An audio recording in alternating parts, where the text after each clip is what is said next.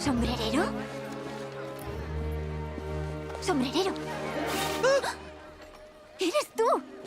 ¡Tú eres tú otra vez! Y si no lo soy, me gustaría serlo. ¿Te conozco? ¿Sí? Bueno, no, la verdad, aún no. Qué raro. Siento que debería conocerte. Nos conocimos una vez cuando yo era más joven. Uy, me temo que no lo recuerdo. Porque todavía no ha pasado. Oh. ¿Y cuándo pasará? Dentro de muchos años, cuando seas mayor. Te conoceré cuando tú seas menor y yo mayor. Ya sé que no tiene mucho sentido. Tiene mucho sentido para mí. Soy Tarran. Lo sé, yo soy Alicia. Alicia, tienes el tiempo muy confundida.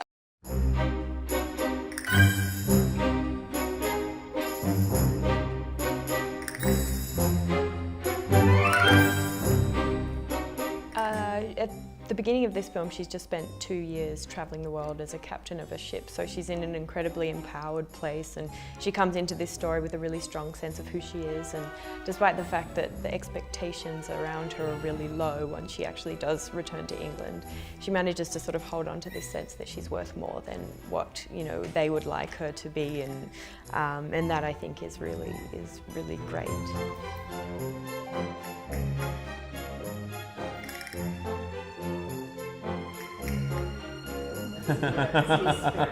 Yes, he's behind you.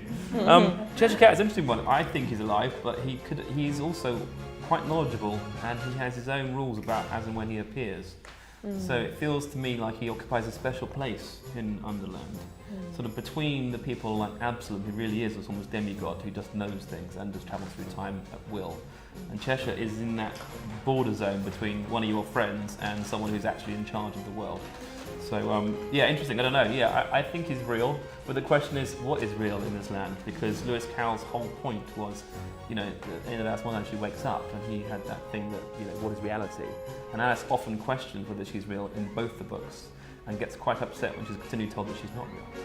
And it's a very big philosophical question. It's of course a mathematician, so you love that sort of thing.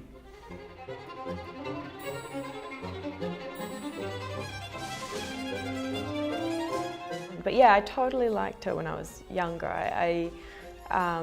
She seemed to have this sense of like not really taking on anyone else's judgment, which I think she does a lot better than me and a lot better than, you know, many people I know, which is really amazing. Especially as in the book she's like 7 and I was 19 and I still didn't feel like I had quite mastered that. But you know, even how she wears her sweet Oriental dress to the ball and seems to take no notice of other people's kind of judgment, and so I love that about her. I love that about the fact that she doesn't care what people think about it. It's yeah, so brilliant. absolutely. If anything from this film you want to take away as a girl of my daughter's age is 8, that would be a very good thing to take away. Yeah, definitely.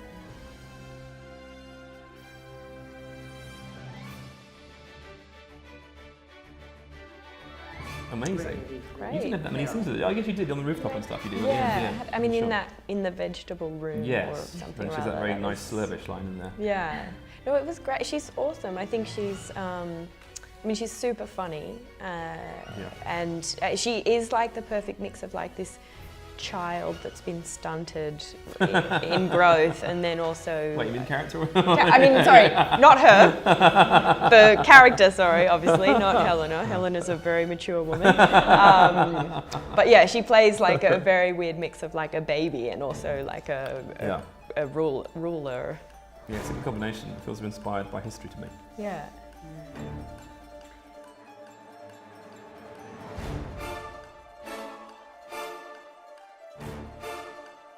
There's so much, it's really hard to say. I mean, obviously for me, it's been part of my life forever, so there was never a time when I don't remember her being in my imagination to a degree, so I don't know what the world's like without her. But I do think that one of the things we try and do in this film is, for me, in my head, me as Alice is the girl from the books grown up, which I love, because I think Lewis Carroll wrote this book about a girl he knew, and a girl I think he knew before she was crushed by Victorian society, as girls are naturally, which is inquisitive, clever, intelligent, brave, and those traits that we all know in girls today, but at the time were kind of stuffed out of them by Victorian pressure.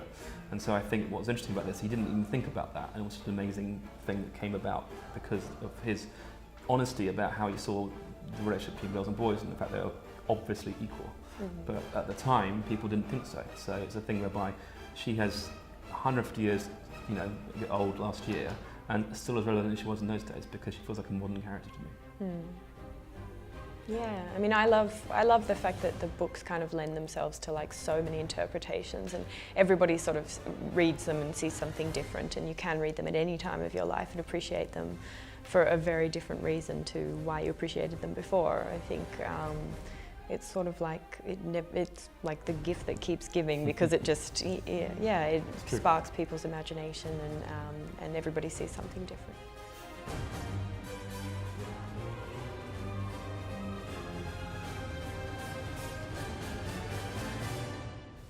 Yes, please enjoy Alicia a través del espejo. Gracias. I had like one line from a film that was in Spanish like years and years and years ago, and I've always remembered it, but every time I say it to somebody, they're like, what was that? So, I mean, I could say that. Give it a go. But, okay. Give it a go, come on. Okay. A ciertas luces usted parece una estrella de cine. No? Oh. Bad? Perfecto. Okay. Yeah? Really? Claro, a ciertas luces parece usted. He said, in a certain light, you look like a movie star.